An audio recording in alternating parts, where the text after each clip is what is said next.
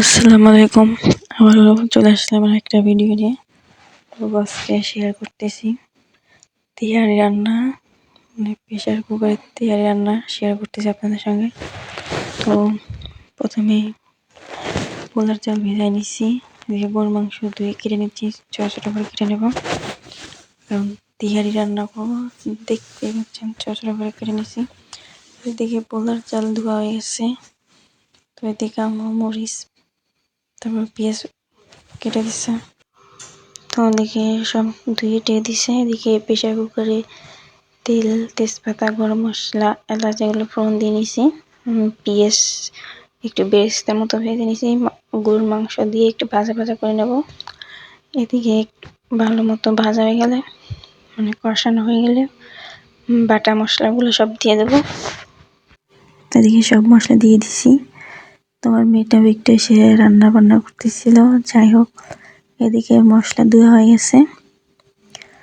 তো এখন ভালো করে মাংসের সঙ্গে কষায় নেব।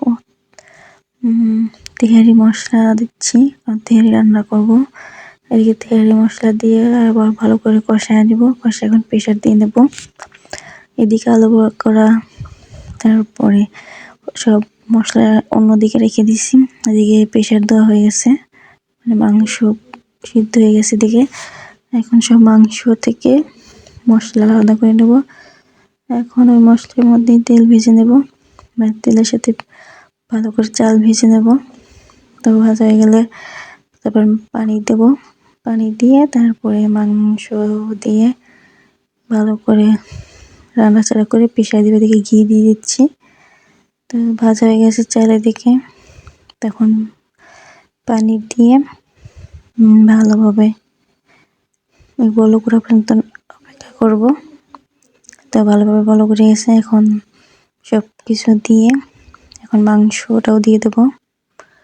দিয়ে এখন নাড়াচাড়া দিয়ে ভালো মতো মিশিয়ে নেবো। এখন প্রেশারে দিচ্ছি, প্রেশার দেবো।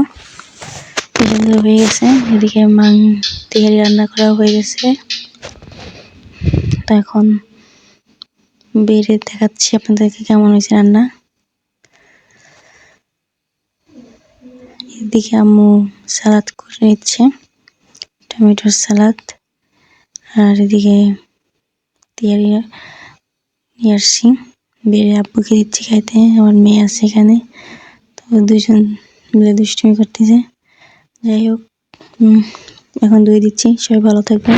আল্লাহ হাফেজ।